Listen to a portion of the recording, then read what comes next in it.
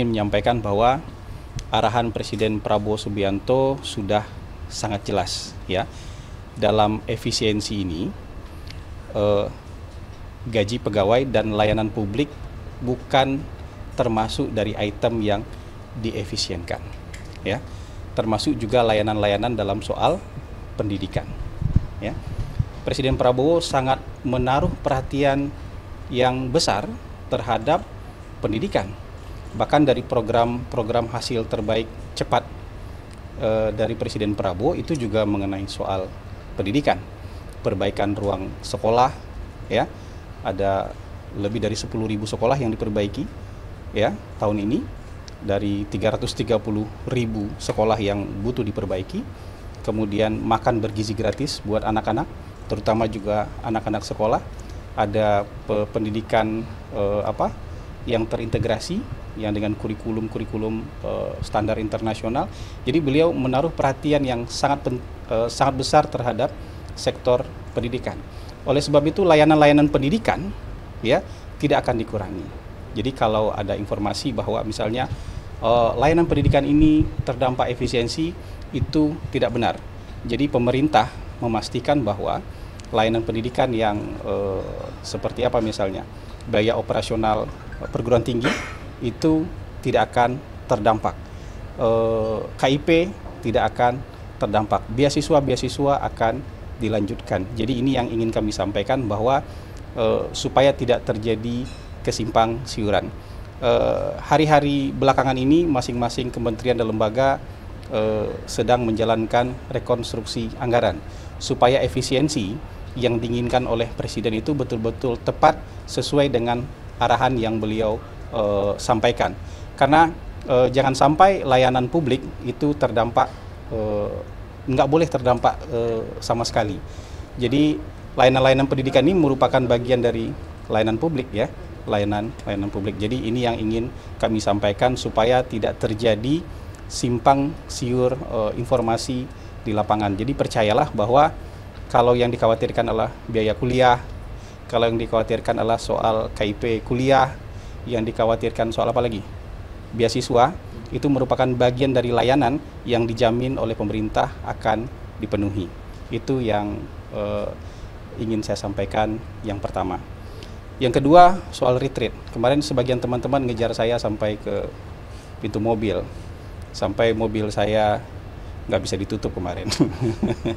Soal retreat. Jadi teman-teman, berdasarkan edaran terbaru dari Kementerian Dalam Negeri, retreat di Magelang nanti itu sepenuhnya menjadi biaya Kementerian Dalam Negeri setelah direkonstruksi anggarannya. Kalau sebelum rekonstruksi memang rencananya cost sharing, karena anggaran Kemendagri ada yang dipotong, kemudian dari Pemda-Pemda juga sebenarnya mereka sudah punya biaya rutin untuk diklat dari kepala daerah terpilih.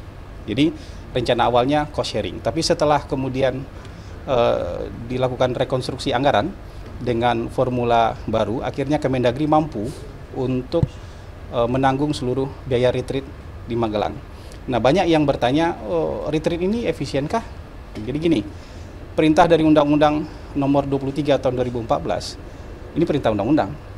Kementerian Dalam Negeri itu wajib memberikan pelatihan kepada kepala daerah yang baru terpilih itu 2 minggu.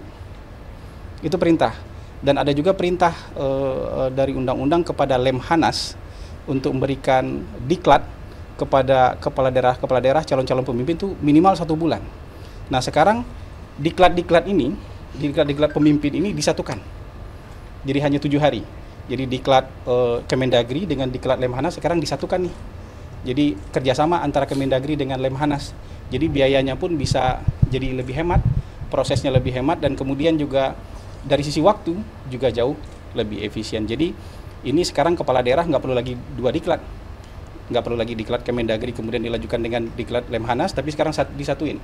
Lemhanas bekerja sama dengan Kemendagri, menyatukan diklat kepemimpinan, diklat calon pemimpin, itu disatukan dalam 7 hari saja. Dan dilaksanakan bersama-sama di daerah Magelang nanti. Jadi kalau ada yang bertanya, wah ini kok nggak efisien nggak? Ini justru perintah undang-undang dijalankan dengan cara yang jauh lebih efisien, kira-kira begitu. Gitu ya teman-teman ya. Semoga bisa dipahami. Berarti nggak usah ada kekhawatiran dari masyarakat terkait efisiensi anggaran ya Pak, soal kualitas Gini, pendidikan. total APBN kita 3.600 triliun. Ini bayanginnya secara umum aja. Yang diminta efisien tuh 306, nggak nyampe 10%. Hanya 8,5. Harusnya kita bisa nih, harusnya kita mampu nih. Ya, sekarang mau nggak kita menyisir dengan detail item-item, jangan korbankan layanan publik. Ya, yang diefisienkan tuh belanja barang dan belanja modal aja.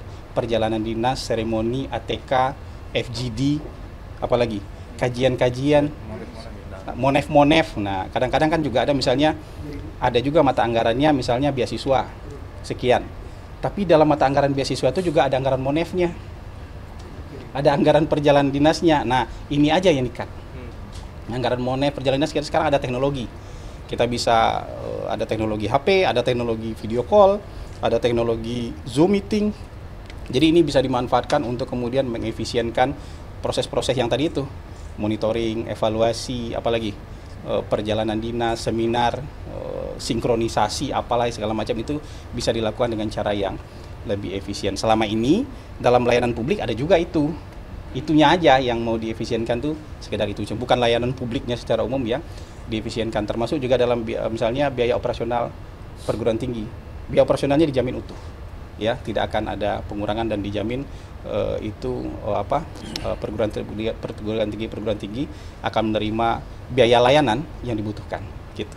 Bapak, untuk ya. Concern efisiensi ini di media sosial juga yang jadi perhatian netizen adalah saat upaya pemerintah untuk menghemat anggaran, tapi ada pelantikan juga untuk terhadap stafsus di kementerian lembaga. Apakah ini juga jadi concern terhadap Presiden bahwa ini justru malah membuang-buang anggaran baru? Ya, staf khusus berapa sih? Udah cek belum gaji staf khusus berapa? Udah cek belum? Jadi berapa? 4 juta? Jadi nggak signifikan gitu. Kan ada tunjangan dan Iya, berapa? Totalnya berapa? 15 juta? Cek aja total gaji staf khusus berapa. Jadi teman-teman bisa hitung lah, dilantik 3 staf khusus berapa gajinya gitu. Jadi ini kan staf khusus ini yang mendukung kinerja menteri. Jadi ada staf khusus dibatasi kan? Maksimal staf khusus menteri itu 5. Ya kan? Kalau staf khusus saya cuma 3. Jadi dibatasi. Iya.